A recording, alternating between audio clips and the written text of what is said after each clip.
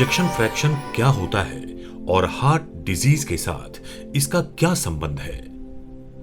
नमस्कार, मैं डॉक्टर रोहित माधव साने, माधवबाग आयुर्वेदिक हृदय रोग निवारण केंद्र इसका संचालक। कई बार हार्ट पेशेंट्स जो होते हैं उनको ये पता होता है कि मेरा इजेक्शन फ्रैक्शन जो नॉर्मली 50 से 60% होना चाहिए वो कभी कभी कम हो जाता है, तो वो कई बार चिंतित हो जाते हैं।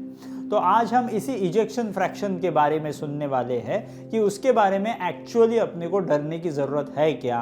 तो उसके लिए पहला ये समझने की ज़रूरत है कि इजेक्शन फ्रैक्शन मतलब क्या।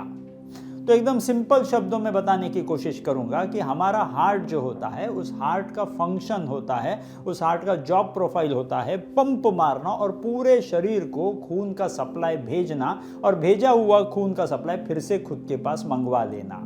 तो ये हार्ट का जॉब प्रोफाइल वो कंटिन्यूअस करते रहता है। हर मिनट को वो 72 टाइम्स पंप करता है और 72 टाइम्स वो खून का सप्लाई खुद के पास खींचता है।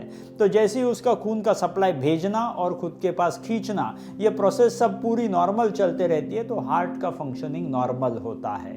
अब इसी प्रोसेस में हमको दो चीजें समझ लेनी है।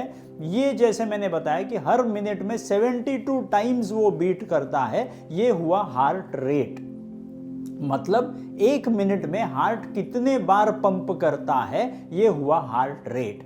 अब इसी के साथ दूसरा बहुत इंपॉर्टेंट पॉइंट रहता है कि जो कुछ हार्ट पंप मार रहा है, उस पंप मारने की उसकी जो शक्ति होती है, उस हार्ट के पंपिंग की जो स्ट्रेंथ होती है, इस पंपिंग के स्ट्रेंथ को बोला जाता है इजेक्शन फ्रैक्शन।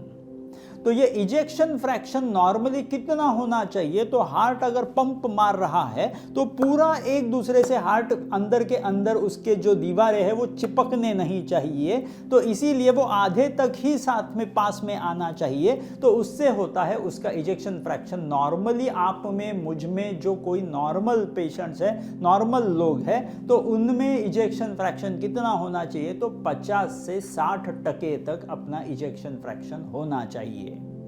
तो अगर मेरा इजेक्शन फ्रैक्शन 50 से 60 या 65 है तो that is a very very good sign, मुझे उसमें कोई प्रॉब्लम नहीं हो सकता। लेकिन कई बार ऐसे होता है कि हार्ट डिसीज़ के जो पेशेंट्स होते हैं, जिनको कई बार हार्ट अटैक आकर के गया होता है, जिनके हार्ट की मांसपेशी जो होती है उनकी ताकत कम हो गई है, जिसके वजह से वो अच्छी तरह से पंप नहीं मार सकते, जिसके वजह से वो अच्छी तरह से फोर्स ऑफ कॉन्ट्रैक्शन नहीं कर सकते, ऐसे लोगों में वो इजेक्शन फ्रैक्शन ड्रॉप हो जाता है। मतलब नॉर्मली जहां पे इजेक्शन फ्रैक्शन 50 से 60% होना चाहिए, वो इजेक्शन फ्रैक्शन कम होकर के वो 40 भी हो सकता है, 30 भी हो सकता है, 20 भी हो सकता है, 15 भी हो सकता है। जितना मेरा इजेक्शन फ्रैक्शन घटेगा उतना मेरी हार्ट डिसीज की सीवियरिटी ज्यादा। तो हार्ट डिसीज और इजेक्शन फ्रैक्शन ये दोनों में बहुत इंपॉर्टेंट संबंध होता है कि मेरा इजेक्शन फ्रैक्शन जो नॉर्मली 50 से 60% का होना चाहिए, वो अगर 40 हो जाता है, 30 हो जाता है, 20 हो जाता है, तो इसका मतलब मेरा हार्ट डिसीज बढ़ते चला जा रहा है और मेरे हार्ट में आगे जाकर के प्रॉब्लम की संभावनाएं बढ़ जाती है। तो समझना क्या है? तो हार्ट डिसीज और इजेक्शन फ्रैक्शन ये दोनों का गाढ़ा संबंध होता है। तो हमको अगर ये हार्ट डिसीज की अगर हिस्ट्री है तो हमको अपना इजेक्शन फ्रैक्शन देख लेना बहुत ज़रूरी है।